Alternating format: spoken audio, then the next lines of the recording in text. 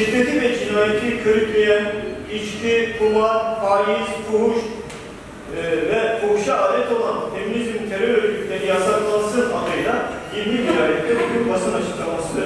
İnsanlığın son karesi aileyi diriltmek için önce aileyi tahrip eden, fıtrata ve hukuka aykırı yasalar ve sözleşmeleri iptal edilerek işe başlanmalıdır. Ucu enseste bile varabilen, sapıklıkta sınır tanımayan merhum adamların, yani hayvandan bile aşağı yaratıkların faaliyette bulunması, resmi kayıtlardan din, ahlak ve gelenekten soyutlanmış, izole hale getirilmiş kimliklerde ve pasaportlarımızda genç evlilik mağduru 80 milyon nüfusta 8 bin kişidir, 10 bin kişide bir. 14 yaşındaydı, 14 Ali Rıza Bey'le evlendiğinde. Ailelerde resim asıyorlar. O zaman ya bu resmi kaldırın, ya bu yasağı kaldırın. Ev sahipliği yaptığı için kendilerine teşekkür ediyoruz. Türkiye Aile Meclisi olarak 2020 Aile Yılı ilan etmiştik arkadaşlar.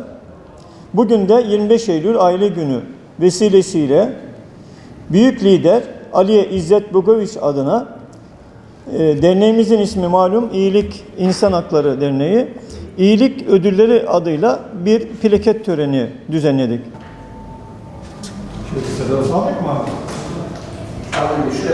Her şeyden önce böylesi bir ödülle gazetemiz ve şahsımız layık görüldüğü için ben teşekkür ediyorum. Çünkü bu zaman aileyi koruma, aileyi savunma zamanı. Bir dönem Avrupa'da aile imparatorların, kralların giremediği son kale olarak tanımlanıyordu. Ama Avrupa'da girdiler. 19 tane Avrupa ülkesinde bugün maalesef eşcinsellik üzerine yapılan evlilikler kanuni ve koruma altında. Fakat şimdi küresel bir saldırı var. O yüzden Adem Çevik Bey'in konuşması çok detaylı ve kapsamlı bir konuşmaydı. Uzatmak istemiyorum. Fakat şu bir gerçek ki vatan savunması artık aileden başlıyor. Ailesini savunmayan hiçbir millet vatanını da savunamaz.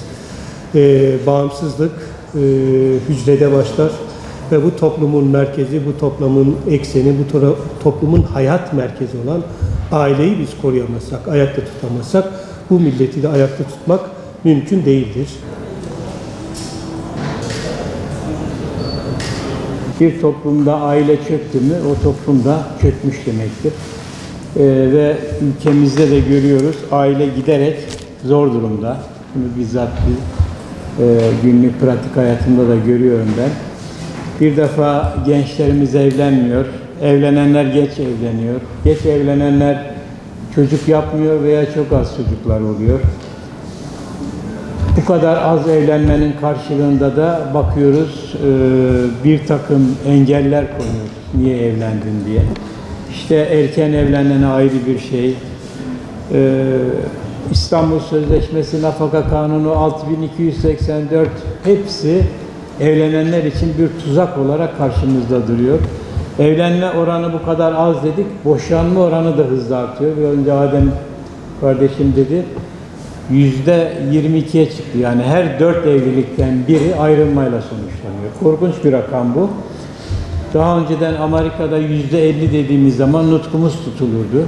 Avrupa Birliği'nde 1/3 dediğimiz zaman nutkumuz tutulurdu. Şimdi Türkiye'de aile sağlamdır derdik. Maalesef artık onu da diyemiyoruz. 1/4. Her 4 evlilikten biri ayrılmayla sonuçlanıyor. Tabii Türkiye'de sorunlar iki çeşit. Yani çözüme dönük, çözülmesiyle alakalı sorunları iki çeşit olarak değerlendirmekte fayda görüyorum ben. Eğer sorunların çözümü siyasete yarıyorsa, siyasetin maslahatına, faydasına, çıkarına ise o sorunların çözümü çok hızlı ilerliyor.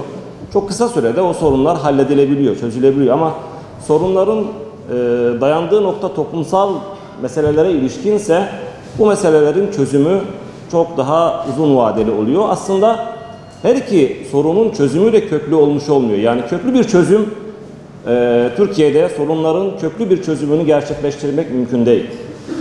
Bugün İstanbul Sözleşmesi'ni konuşuyoruz ama örneğin İstanbul Sözleşmesi'nin dayattığı kanunları, uygulamaları aslında biz demokrasinin Türkiye'deki Müslüman haklara ve diğer Müslüman haklara sunduğu düşünce özgürlüğünden kaynaklı olduğunu da söylemeliyiz.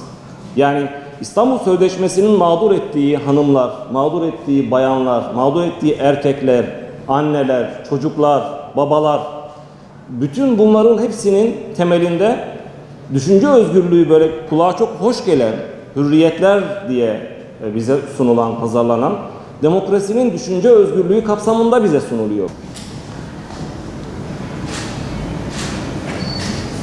Biz aile diyoruz. Yani toplumun en küçük taşı diyoruz. Ama biz bu taşı şu anda oluştururken bir takım şeyleri gerçekten ötelediğimiz için, gündemimize getirmediğimiz için aileler ne oluyor? Yok olup gidiyor.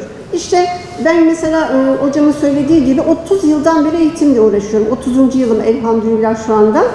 Ve şu ana kadar her yıl 200 tane kız öğrenci mezun ediyorum. Hepsi 18 yaşında mezun ettiklerini bir hesaplayın. Baktığımız zaman yani öğrenci mesela son yıla geliyor, işte çok özür diliyorum, hiç sevmediğim bir kelime, ben aşık oldum. Bakın biz aşkı getirdikten sonra muhabbeti unuttuk. Yani o muhabbet kelimesini biz ailemize, gündemimize almazsak her şey bitmiş olur. Yani aile demek orada sevgi, saygı, sadakat, sabır, bunun yanında fedakarlık ve en sonunda da muhabbet demektir. Müessel isabetli hocamız Aynur Sün'ün adına kızına hediye edildi. Allah iyiliğini mübarek etsin.